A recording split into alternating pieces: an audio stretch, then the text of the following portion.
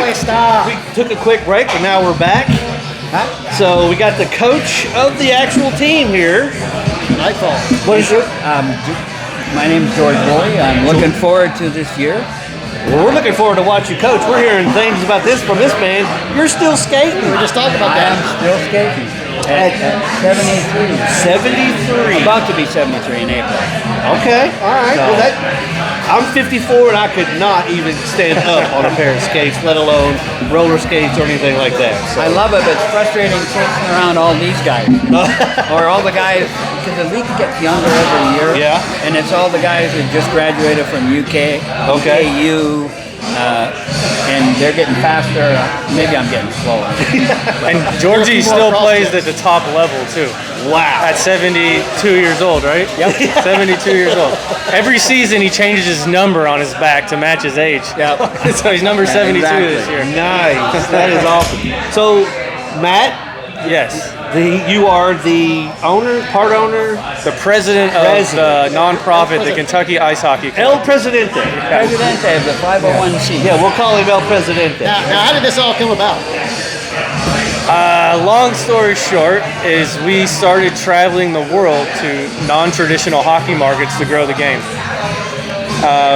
What we do at these places is we bring them hockey sticks, equipment, helmets, skates, like stuff that they couldn't get access to because overseas with shipping costs and what have you, they can't get access to all of this stuff. So we started going to these markets that have ice rinks, but at the same time, hockey's not that popular. So we tried to go and help them grow the game. The president of the local youth hockey organization got wind of what we were doing and saw the success we were having overseas and was like, well, you need to start helping us here locally. Great. So hence the idea came of the now Lexington Nightfall. Now, an interesting name and logo owl. Where do we get that from? So one of our board members is a creative director for a local bourbon distillery, I guess I'll say. Okay. So he's also our creative director too. So he's the one that came up with the logo. The name was voted on by the board. We kind of wanted to go a different direction than a horse because pretty much everything in Lexington is a horse. So we kind of came up with this Lexington Nightfall idea because, you know, what protects horse barns and stables at night? An owl. Still An tying owl. it back in. Yeah, so we're trying to tie it all back in. We call it the guardian of the barns. Okay. So, and our rink is an old barn, so these owls protect our barn. Okay. That's kind of the gist of the. Does the owl have a name, a nickname, or a... Not yet. Good question. We're open to suggestions, I guess, right? Let's should have a contest. Yeah. It's not a bad idea. Now, I understand that we have a good friend. He's a local wrestling announcer, ring announcer. Aaron Rose is going to be the play-by-play guy. Correct. Who I understand is a huge hockey fan. So he's actually, I think, a Seattle Kraken. So all the way from the north, the northwest. It's like, okay. But yeah, so Aaron, we're real good friends with Aaron. Yeah. We've, wrestling shows and whatnot with him. He's been on a time or two on the show with us. So I can't wait to hear him call an actual hockey game because we've seen even that element in the ring, and now we're going to see him, right next to the ring. Is it going to be broadcast anywhere, or? Yeah, so we've locked in Aaron and Will from Prep Spin. They're gonna broadcast all the games live on their networks online. Yeah, so we're pretty excited about that to have them as a partner as well. That'll be nice. Yeah. That'll be real nice. What kind of step down are we talking from Major League Hockey? Are we? A rec league, or what do you consider? Is that like a A-league type situation? Well, in the rec league, they have A, B, C, and D. Okay. Pretty much everywhere you go. And so our top league is B League. Right. It's kind of our A League. But I, having played for a lot of years in a lot of A Leagues and B Leagues in Denver and Atlanta and Winnipeg, where I grew up, and here in Providence, Rhode Island, I would put our B program and our levels up against pretty much everywhere. They're just fewer teams, obviously. We have 4 B teams here, our top league. and that's about the extent of our top talent. We could maybe stretch it to 5 teams, whereas Chicago or Denver or Winnipeg would have 30 teams, Right. In different leagues. And we have 1 rink. Yeah. So So that's like the breakdown of our men's league. So a couple of the guys on the team are the top players in the men's league. But then we're also bringing in guys regionally from Cincinnati, Louisville, Indianapolis. And it's basically a pool of regional players and guys from the community playing for the community. So this team will be a Senior A semi-pro team. So there's 4 leagues around the country that are Senior A semi-pro. You've got the APHL, which is having their All-Star game here January 31st, and we're a possible expansion team in that league. Nice. Then you have the MIHL, which is the Michigan Independent Hockey League. Ooh, Michigan. Yeah. Then you have the MAHL, which is the Mountain Hockey League, and you have the PPSHL, which is the Power Play Hockey League. So those are the 4 semi-pro leagues that exist in our country. And then right above that, you have the Fed League, and then you have the SPHL. So a lot of teams in these semi-pro leagues are feeder teams to the Fed League. Like a minor. Yeah. So they move up and down between the Fed League and their semi-pro team. So essentially, you could maybe have a rehabber down in your league, or then do that like baseball. It's possible. So that's kind of like a year 2 or 3 option where we get affiliated with a Fed team. But right now, we don't have any affiliation. We're an independent team. What would be the closest affiliation for you? Columbus, Indiana. They just got a brand new Fed team. So not too far. Wrong Columbus. But Now, your area that you play in is like how far are you all traveling? The radius around here. So we're only doing 5 this season. We're only doing 5 home games. It's going to be a pilot season. We want the community to be invested in this team as much as we're investing in this team. So for this team to work, the community really needs to rally around us too. Hence the reason why 100% of the ticket sales for every game is going to a nonprofit or local-based Central Kentucky charity. So the only way that this team keeps operating is if the community gets behind it. Because we're not going to go away from our mission. So that's kind of the gist of it. Now, like I said, I haven't been out to the Ice Center in a long time. What kind of upgrades. Yes. What kind of youth program do they have out there? Like how big is hockey in Lexington? So that's what we're trying to change, man. Like, We had the Thoroughblades for a while. I do know. I've had some friends over the years that have had sons that have played in youth hockey, and we've gone out to the Ice Center several times, like 4 or 5 years ago, and the place was packed. Like the kids playing. So I don't know how big the league was, but every time there was a game, there were a lot of parents and stuff like that, family members out there. But yeah, like the last time I went into and around the hockey league, I was like, what upgrades have they done? I know they put that little expansion ice on the backside, which was a rec league or a men's league, but the rink was a lot smaller. No, this one's full size. It's the same size. The back rink is the same size. Oh, it is? Oh, okay. All right. Yeah, so the back rink burned down to the ground last summer. So there we go. So brand spanking new. Yeah. All right. Yeah. So that's good then. So they've got 2 new. No, the front rink is not new. So you got the main rink still, and then you rebuilt the back. They rebuilt the back rink. Yeah. Now I did because the main one is where UK played. Right. Yeah, Right. Still do. I think that was the last time. Was it like 1989? Was Back in like 19? yeah. I feel bad talking about back in the day with this man, but Yeah. So it's been around since the 80s. It was actually the year the Ashley Judd poster. oh, Ashley, When Ashley Judd had the Va Va Va Voom poster. Got a good hockey poster. Yeah. So you had played for University of Kentucky. So I actually played lacrosse at Bellarmine University in Louisville. My son played for Earlham in Indiana. Okay, cool. Yeah. So I played there for 2 years, and then I got hurt, and then transferred to UK and played hockey at UK. And you started out in Canada. I grew up starting skating at 5 years old. And, the old traditional walk to the rink. My dad was traveling. But they have a rink every 6 blocks. Right? But all outdoors. I didn't play indoors until I was bantam, 13 or 14. And funny story, the first time I played on inside ice, it was like I'm skating on frozen milk. It doesn't feel like ice. There's so much Frozen milk. Right. Wow. So, a long time, and played there and played up through Manitoba Major Junior there, and then played men's league ever since, usually A's, and played in Winnipeg, played in Denver for 22 years, played in Atlanta, and, the hockey community is, I played all the sports, is like no other community. They meld together and support each other. It doesn't matter what city you go to, right? And that was always my friends moving to a new city, the hockey guys, right?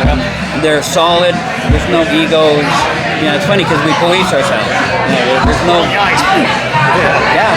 But same thing with anybody who's kind of stepping out of line. It's like, we won't allow that. In a good way, but we're always there for each other. It's like policing the. How did you end up in Lexington? I took a job with Valvoline, and I just retired. I worked till retired in July this year. Oh, okay. So, great job, great work. I enjoyed it, and then we're going to stay here. Having lived in all those other cities, Lexington is such a phenomenal place. It's big enough to have everything you want, but it's not too big. You have any traffic problems. The prices are great, and the people are. We're Southern Kentucky, right? Everybody, and you notice with retail people, we went back to Rhode Island over Thanksgiving, and everybody's angry there. All the retail people are angry because the climate sucks and everything's so expensive and the roads are too skinny. So people are happy. So we love it. So being from, do you have a favorite hockey team or? I do the Colorado Avalanche. Okay. I spent all that time there. Okay. And I got to play with some of their guys in the year the NHL had the lockout with the short season. Yeah. All right. So on Fridays we had a skate that was all ex-DU guys and junior guys, and we had 4 or 5 of the Avalanche show up just to skate. Nice. And it's so funny. We'll come for beer after, and no different than you and I. And these guys are professionals, and it just shows there's no ego. Yeah. It's pretty cool. I've actually started being from Lexington, where hockey's it was kind of like speaking Greek. But then I was working with 2 guys. One was a Pittsburgh Penguin fan from Georgetown, and the other was a Boston Bruins fan from Richmond. But the talk about hockey was that got me talking about it got me into the game. Yeah. Started watching the game, and it was the Red Wings and the Penguins, I think, in 2004. I think that was the first sit down watch a hockey game. It's and then here lately I've just started getting more into hockey than football. I would rather watch a hockey game than watch a football game. Yeah. So and of course I inherited the Flyers, so we're gonna go with that. And especially live. The action and the sounds. Oh, yeah. Way more so than football, where you're up in the stands more. It's just, you kind of live it. It's the fastest game on earth. And so I spent a lot of years coaching everything from learn to skate up to AAA midgets in Denver and different places. And I used to tell the parents, especially in Denver, a lot of the parents weren't hockey people. They're from other places. So you're trying to coach their kids, and we're doing these drills that are based upon European time and space, like intellectual hockey. And they're just like, whatever. And then they criticize the kids and I told them, parent meetings, playing hockey is like playing chess at 30 miles an hour, right? You got no time to think, and if you make the wrong step, you're bowled over. Forget the king and queen. That's a good analogy, really. Who's your favorite hockey team? It's weird, man. I grew up in Canada, and my whole family was Maple Leafs fans. Toronto. But I was a Bruins fan for some reason. Oh, really? I don't know why. All right. I was a big Cam Neely, Ray Borg, Adam Oates fan. yeah. You and my son are gonna get along great. Yeah. Because he's a Brad Marchand. He's a Boston Bruins fan. He's actually still mad that Marchand's playing for Florida. Yeah. So he's like, Dad, I like him, but I don't. I'm rooting for the Bruins, but I gotta root. Yeah. I'm like, all right, yeah, you do you, kid. So he's 17 and he's a pitcher for Lafayette, but he watches hockey like that's his second nature. So. Nice. Yeah, so hopefully we're get him out to a game too. So you got 5 home games. Are you traveling for any games as well? Or Not this season. Not no. yet. You know, who knows? Maybe there'll be something, maybe an exhibition game, but you're right, 5 games at home. So. and all these teams you're playing are also your same level, not just thrown together.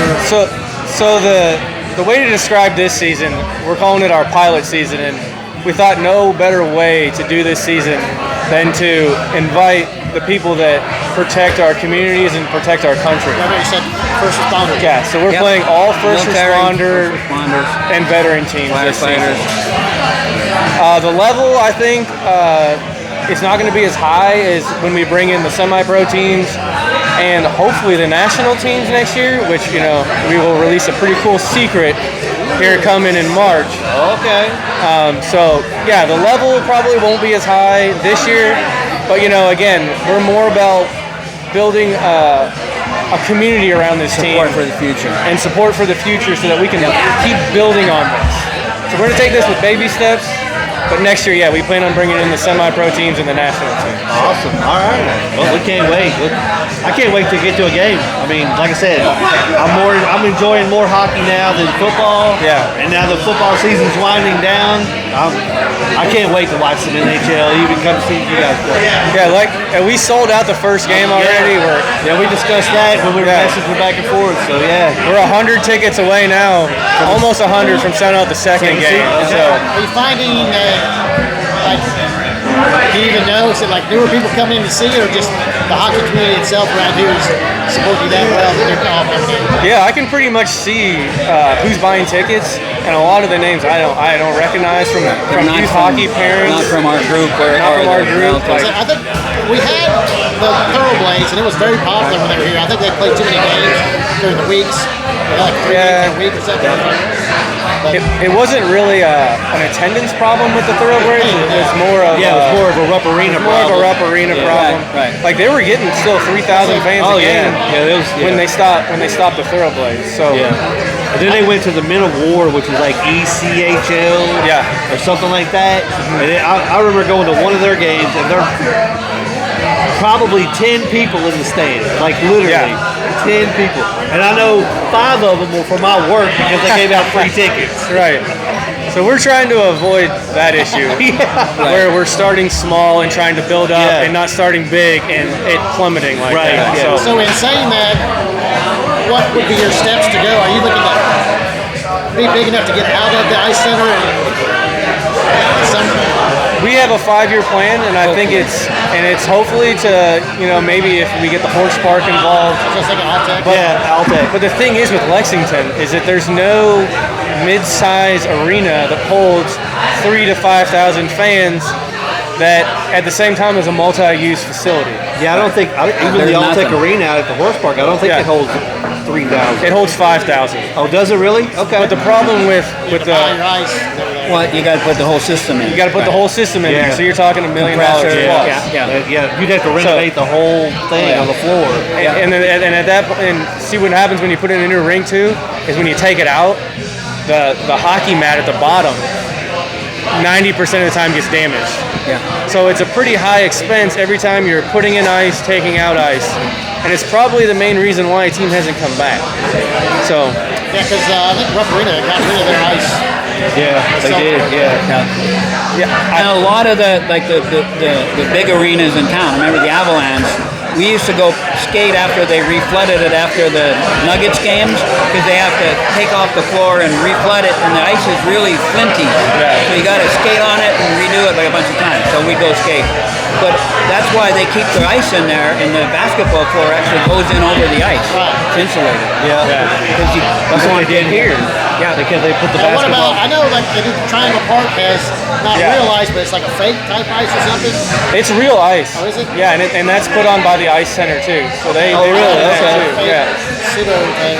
No, and they have sponsors that help them with that every season too. So it's a pretty cool little thing that they do. Yeah.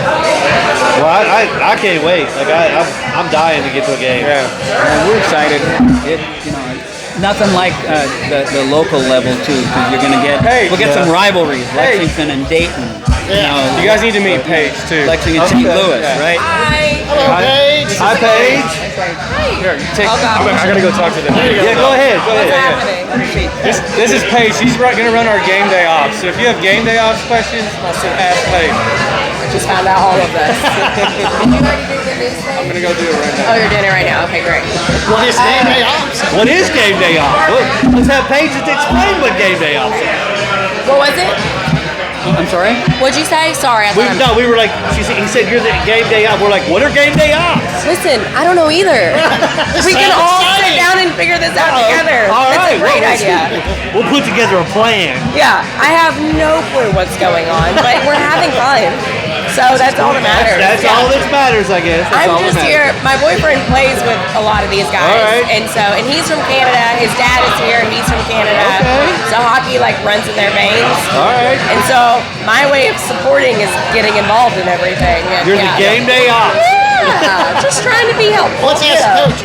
How does the team look so far? We're going to be competitive. Not having seen any of the rosters or knowing the other team's makeup, but I played with some of these guys and watched other ones. We're going to be competitive in every game, and that's really the goal at this point, is to be in every game. I think I think 500 hockey is not out of the question. I think we're going to be there, and so we'll see. But this team is composed primarily of guys who played, at a high junior level or D1, 2, or 3. Various guys. Some of the local guys from UK, and it's good hockey. Like they're fast, quick. There'll be lots of excitement. Well, I will say that we know the ice centers, they don't serve alcohol. So That's why we drink in the parking lot. we're thinking the Brewery Boys broadcast pregame and little tailgate action. So yeah, That would be a game off right there. Keep being game day The off. game day ops will turn their eyes away. We'll look the other direction. I think we're gonna try and get some food trucks out there, really make it a party in the lot, because that's what hockey is. All right, yeah. So just trying to bring the vibes up and bring something else, make it family friendly, but also like something totally different than what we currently have. Good deal. So, just big for the community, I think. Which people are excited. I've heard, I sat at a couple of restaurants, like a couple weeks ago, it was right before New Year's, we were at a restaurant downtown, and someone walked past my table, and they were like, oh, did you get your tickets? Oh, did you get your tickets? And I like chirped up and was listening. And they were like, oh yeah, the hockey game starts on this date, and I was like, wait a minute, I know what you're talking about. That's pretty awesome. People are excited about it. So that first one almost Sold out for the second game, Yeah, so we're looking at, hoping that continues. If that doesn't continue, they'll do at the door ticket sales as well. So, but hopefully we'll just keep selling them out and bring in lots of people. We did our first dry run through the other day, so we're ready to bring in some people. Good deal. Yeah. Well, we don't want to monopolize you guys. You guys got to mingle and stuff. Oh, thank you for sitting down with us. No problem. Can't wait to see you. Can't wait to give you guys a performance. It'll be fun. It will be genuinely exciting hockey. I can't Be wait. worth the time. I cannot wait. As long as it's competitive and exciting, it's all. Yeah, that's all. No, it'll be quick. I can't wait. Especially in that small facility. Yeah. Yeah, you get a good vibe. It'll be like you're right there. Yes, sir. You'll hear the grunts and the groans. Appreciate the time. Yeah, don't forget your beer. Don't forget that. Yeah. All right. We had the coach. We had the coach. We had the ops operator. CEO. Had the ops person on who didn't know what she was doing. She's not quite sure what she's So doing. yeah. So Sounds exciting. Like they got I can't wait. off a little small, getting build the bond. All right. Well, we're gonna Make sure to be competitive.